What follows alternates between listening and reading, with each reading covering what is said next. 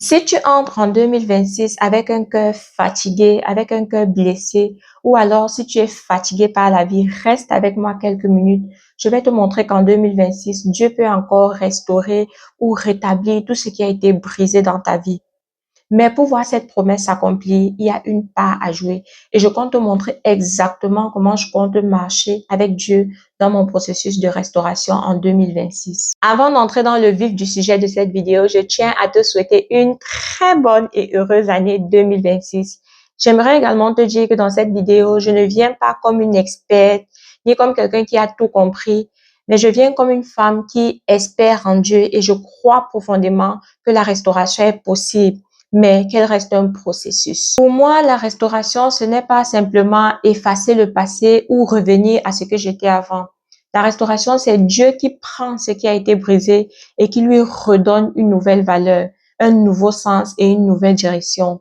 Dans Joël 2, du verset 25 au verset 26, Dieu parle à son peuple en disant, je vais lire, je vous remplacerai les années qu'ont volé la sauterelle, le gélec, le asile et le gazam, ma grande armée que j'avais envoyée contre vous. Vous mangerez et vous vous rassasierez. Et vous célébrerez le nom de l'Éternel votre Dieu, qui aura fait pour vous des prodiges, et mon peuple ne sera plus jamais dans la confusion. Ce verset me touche beaucoup parce qu'il me rappelle que pour Dieu, rien n'est perdu, même pas le temps, même pas les erreurs, même pas les saisons d'incompréhension ou même les saisons douloureuses. Je crois fermement que la restauration est un processus divin, mais nous avons également notre part de responsabilité à jouer. Parce que bien que Dieu restaure, il ne nous force pas.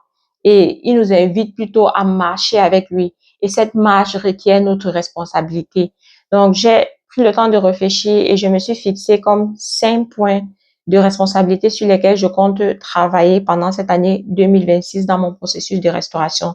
Je sais que cette liste n'est pas exhaustive, mais ce sont les points que j'ai relevés et vous pourrez ajouter d'autres points dans les commentaires. Le premier point, c'est le pardon. Pardonner premièrement à moi-même et pardonner également à ceux qui m'ont blessé. Pendant longtemps, je demandais à Dieu de me restaurer, mais avec un cœur rempli d'amertume et de culpabilité. C'est vrai que le pardon n'efface pas le passé, mais au moins ça libère le cœur et ça laisse de l'espace pour l'avenir. Je ne vois vraiment pas comment est-ce que la restauration peut prendre place sans qu'il n'y ait pardon. Le deuxième point, c'est avoir la foi et faire confiance à Dieu.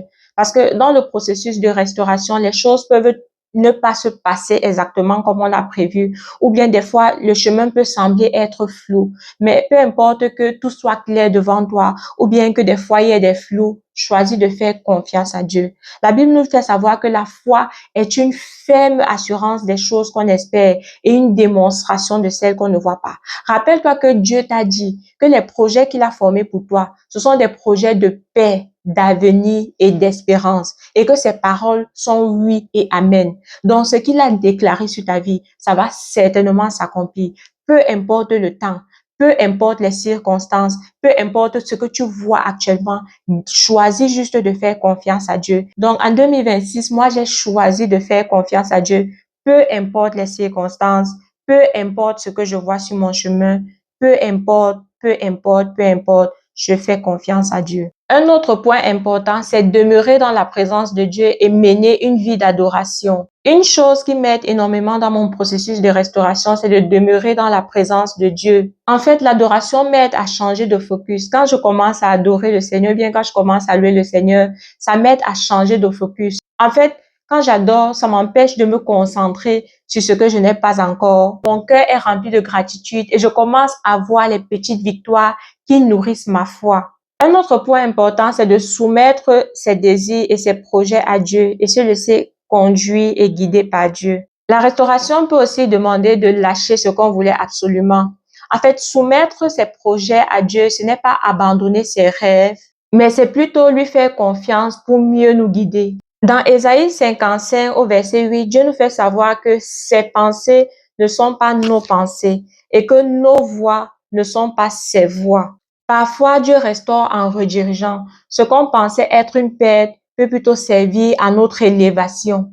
Et enfin, le dernier point que j'ai relevé, c'est de s'entourer de bonnes personnes et d'avoir le bon discernement. Dans 1 Corinthiens 15 au verset 33, la Bible nous fait savoir que les mauvaises compagnies corrompent les bonnes mœurs. Toutes les personnes ne sont pas appelées à marcher avec nous dans toutes les saisons. Et ce n'est pas tout le monde qui comprendra ce que Dieu est en train de faire dans ta vie. Certaines personnes nourrissent la peur alors que d'autres nourrissent la foi. Avoir du discernement, ce n'est pas juger, mais c'est protéger ce que Dieu est en train de restaurer. Je ne sais pas exactement à quoi ressemblera 2026, mais je sais exactement en qui j'ai placé mon espérance. Je crois fermement que Dieu restaure encore aujourd'hui et je choisis de faire ma part un jour à la fois. Si toi aussi tu entres en 2026 avec un cœur fatigué mais rempli d'espoir, sache que tu n'es pas seul. Voudrais-tu partager dans les commentaires dans quel domaine de ta vie tu attends la restauration en 2026? Merci d'avoir regardé la vidéo jusqu'à la fin et si ce sujet te parle, n'hésite pas à t'abonner, à liker et à me laisser un commentaire. Ensemble, on va marcher pas à pas. D'ici à la prochaine vidéo, porte-toi bien. Bye bye.